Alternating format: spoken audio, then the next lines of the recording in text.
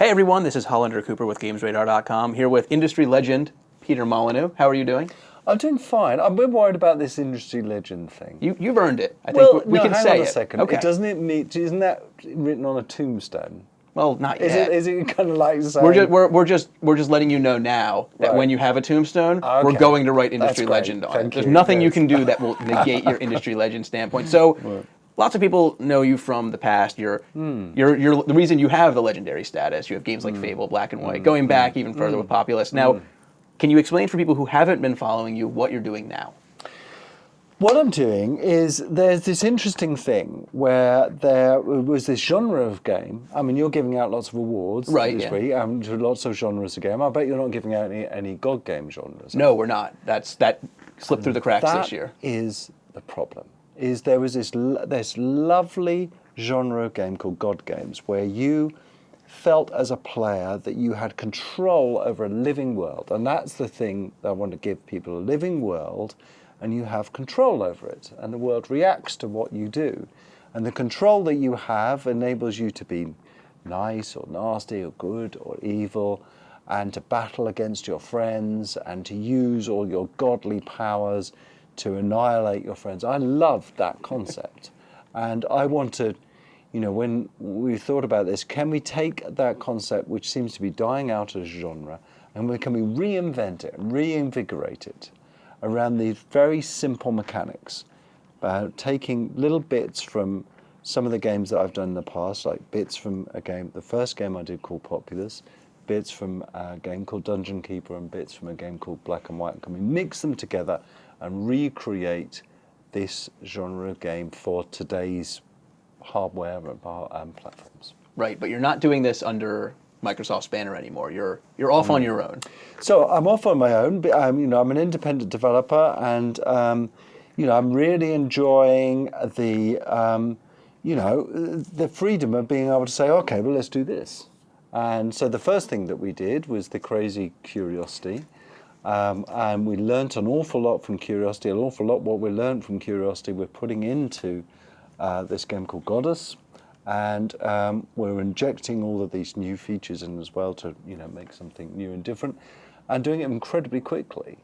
When you think we founded this company back in March with just 3 people, and here we are in December, and we're soon to release the prototype for this game Godus, and people can look at that prototype and play around with that prototype, and we've done Curiosity as well. That pace was unthinkable in the more traditional publishers. Now, do you think that, especially with things like Kickstarter, that breakneck pace is going to be more common in the future instead of this? I mean, everyone thought it was crazy when games went to a 2-year development cycle, and now they're going to like a 6-month development cycle. Do you see that continuing?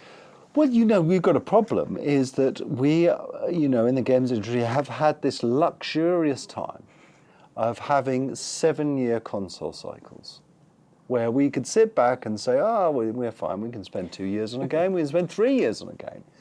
But when you start thinking about PC and mobile, and how fast mobile moves, how often the hardware changes, you're lucky to have a 7-week hardware cycle.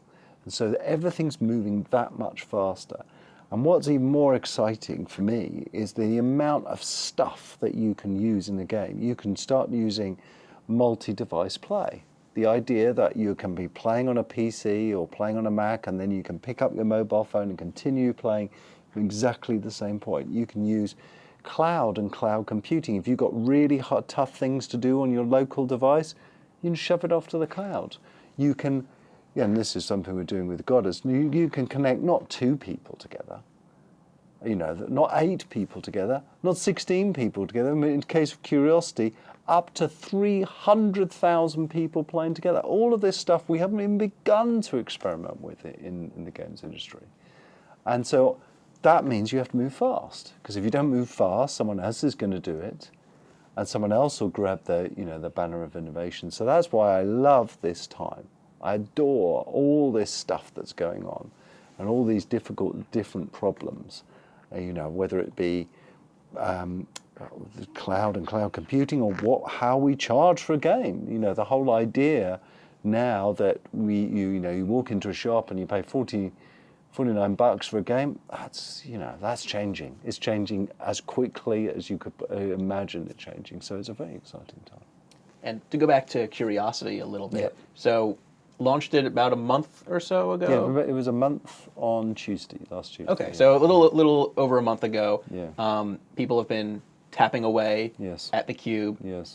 What have you learned from that? What data have you been able to take away from that? Well, first of all, the first thing I've learned is that I never in a million years did I expect it to be as popular as it was. I thought it was an experiment. We said it was an experiment. I thought it would be downloaded probably, 30 to 50,000 times. I couldn't imagine that anything more than that. That 30,000 number was reached within 3 hours of it being released. And now we stand at just over 3 million downloads, and an average number of people interacting with the cube on a daily basis is about 300,000. So that is incredible. And what's so amazing is that the gameplay of that is so minimalistic. That was my theory, is, right, let's try something, the most minimal gameplay you can come up with. Insanely simple. You just tap. But giving that language, if you like, for people to communicate with each other through just tapping has produced some amazing things. On Curiosity, there's been some amazing pieces of art. That art only lasts a few hours before people come along and destroy it. There's been political statements, there's been marriage proposals, there's been an enormous amount of genitalia. All of this has all been focused on this cube, all while the world is trying to find out what's in the middle. And I expected some of that, but not nearly the amount. Not nearly the amount of cooperation. Now, how am I going to use that in Godus? Well, that's the question. The interesting thing is that in Godus, the landscape of Godus is like the surface of the cube in a way. You can sculpt the landscape in any way you like, and the little people will react to that. If you want your little people to spread out over mountaintops and create cities, you can do that just by manipulating the land. Now, what's going to be very interesting, given those tools that we give people, the simple tools with the mouse or your finger, what incredible things people will be able to do. It will be amazing to see. What incredible cities and civilizations of people will be able to build up will be incredible to see. And it's tempting for me as a designer in the old school way of working to try and add more and more and more and more features to empower people to do that. But what I've realized with Curiosity is that you just give people the simple power just to manipulate and sculpt, and they will use that power in incredible ways. So I'll give you a very simple example.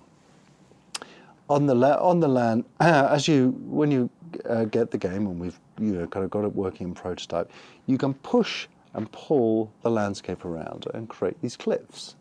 And then you can just tap on the side of the cliff.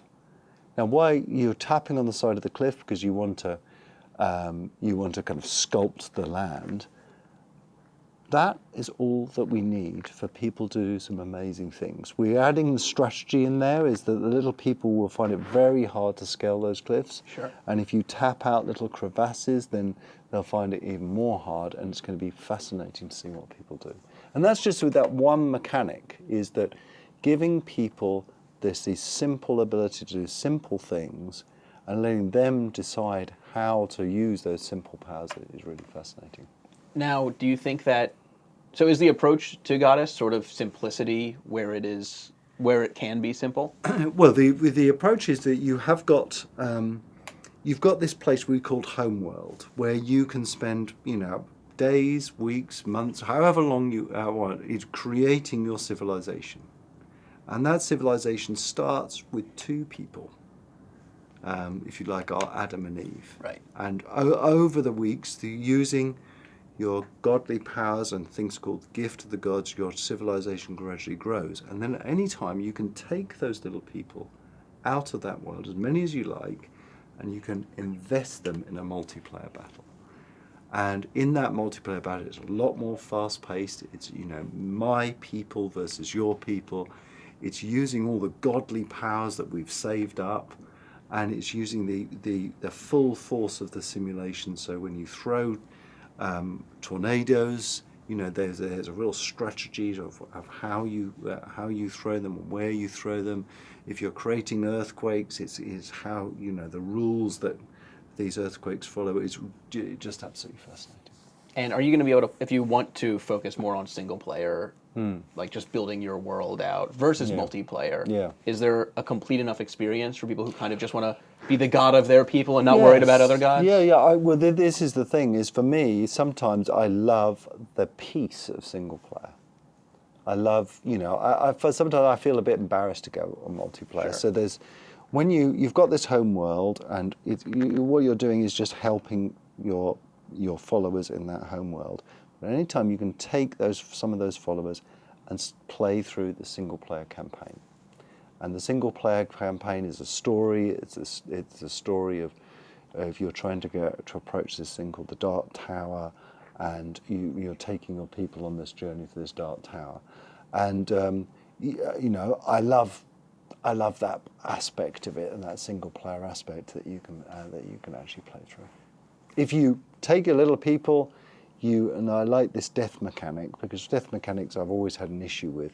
You take your little people, you're playing through a single player campaign, and your little people die, your home world is less those little people. If you win in part of the single player campaign, you've got more people to bring back into your home world and invest in your home world. So you've always got your base, which you're building up, which are kind of turtling up. Sure.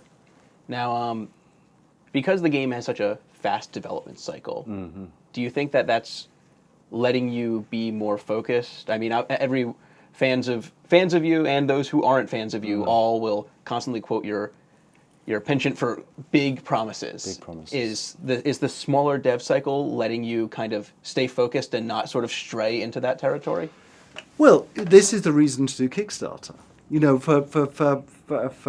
there's lots of reasons to do Kickstarter, but one of the big things is people kept saying, you're promising too much, you keep on promising too much. I'd have interviews with people like yourself, I get too excited, and then that would turn into a promise. Video games are exciting. Well, well, now it's not my promises. It's anyone that invests in Kickstarter is part of the development team. And we're going to be releasing, early in the new year, the first prototype to a lot of the people who have pledged on Kickstarter. We're going to be using analytics to analyze the way they play. We're going to be taking their suggestions, already doing daily videos which feeding back on people's suggestions, and we're going to incorporate in the game. So it's not my promises. It's all of us. You're passing the blame on to everyone. Yeah, I am. If a promise doesn't get it in, it's everyone's fault. If you pledge, then it's as much your fault as it is my fault. And this is because the secret for me, the secret ingredient in a great game is this simple. It's the number of times it's been played. Is the more hours it's been played, the more likely it is to be a great game. And how do you play a game for hours and hours and hours? So there's some great examples of great games that have been played for hours and hours and hours. Minecraft is definitely one of them. Is you engage the community of people that cares about the game and is fascinated about it. And what better way to test that than someone who's pledged their hard-earned money to it? And so, using thousands, perhaps tens of thousands of people to help craft that experience and get it absolutely right, I think I hope is going to be the best way of developing a great game. All right. So you mentioned the Kickstarter a lot. Yeah. Right now, it's over halfway to its goal. Yep. What are your expectations for the Kickstarter over the course of the next week, and what are your plans? I know Kickstarter's rules are if it doesn't meet the goals, you have to kind of retool your idea. What are your plans if it doesn't hit that goal? I think if it doesn't hit the goal, then there's some very simple questions to ask. And the simple question is, do people want to have a reinvention of a God game? I mean, it is a brave thing to do. Sure. It would be much easier to say, well, let's do a role-playing game, right, or let's do an action-adventure game. But to reinvent something which tends to withering a bit is a brave thing to do. And if the Kickstarter doesn't get supported, maybe people don't want God games. For me, I love that feeling of power. I love that feeling of influence on the world, and I'd love to play a game like that. And I haven't seen those games for a while. We should ask ourselves that simple question. If the Kickstarter fails, if it fails by a lot, then maybe this is not a concept that should be taken forward. If it fails by a little, then we've got some choices ahead of us. And you mentioned Minecraft and Yeah.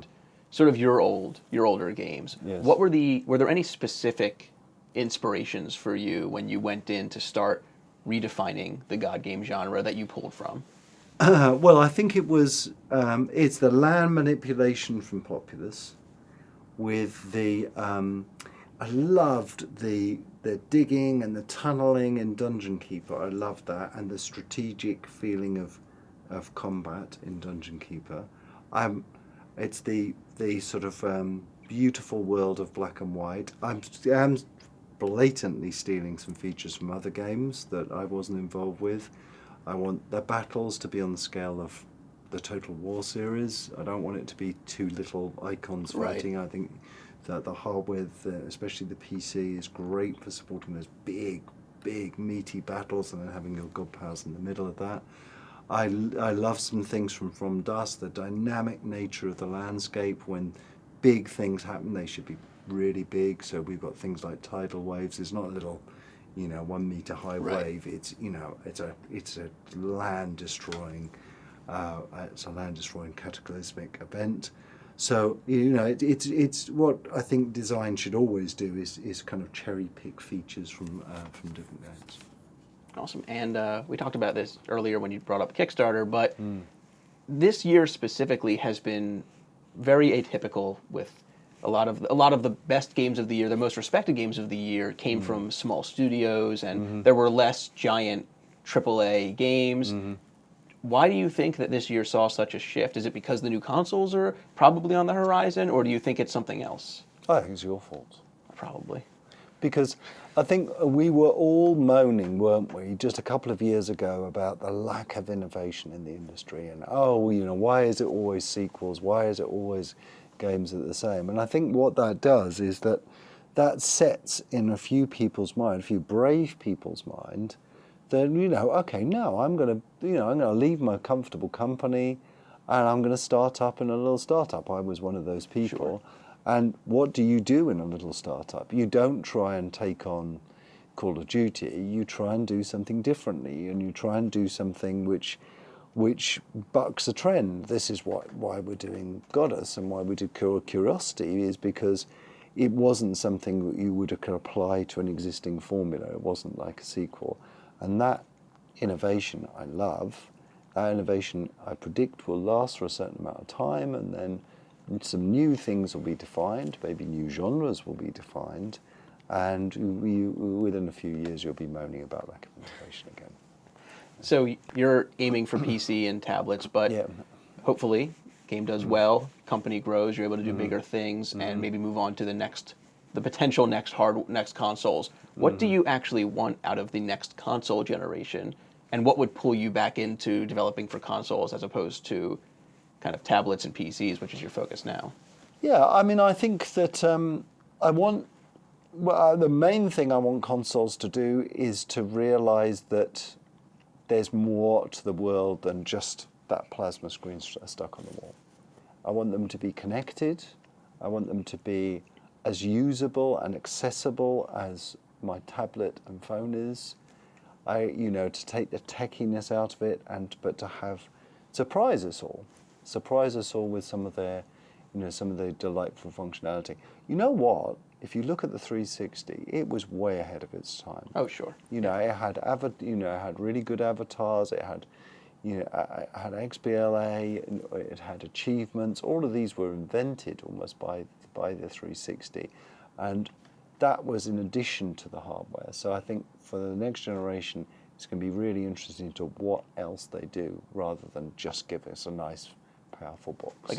Instead of doing a better thing than we have now, a different thing. Yeah, it's very, very accessible. I don't think people have the patience that they used to anymore to, configure things. It's just got to work. So very, very accessible. Everything just works together, linked absolutely into my digital life in a really delightful way. and support the things that are inevitably going to be really important, like multi-device play. I'm a huge fan of, I no longer like to sit down in one room anymore. I like to move around, and it's just supporting that and loving that as part of it.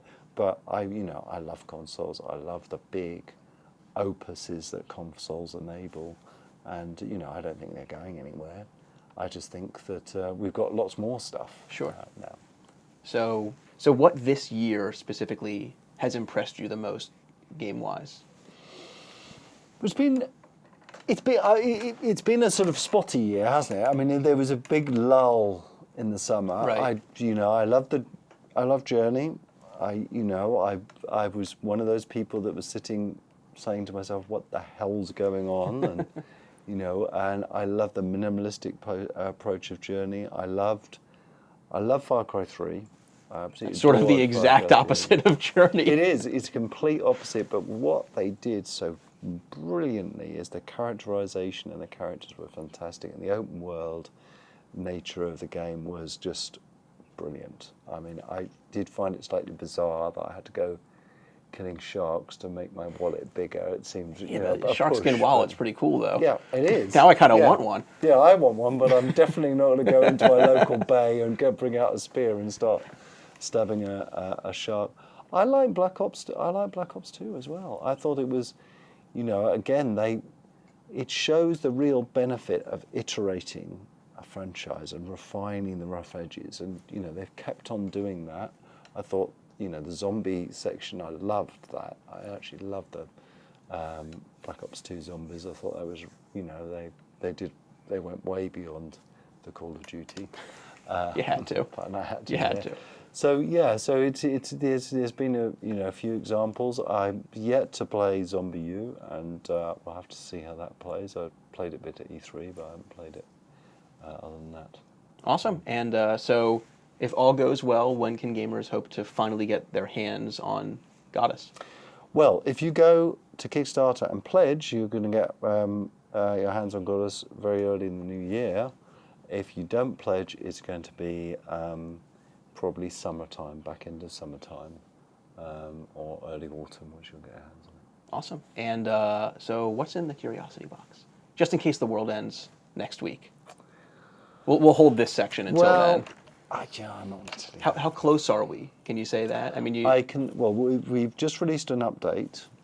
Just went out yesterday, actually, which added a few more new features. And one of those few features were these enhanced stats, so you can really see how far people have got. We're releasing another update soon, which shows you how far everyone's gone and how far they've got to go. So I'm not going to spoil that surprise. Exciting.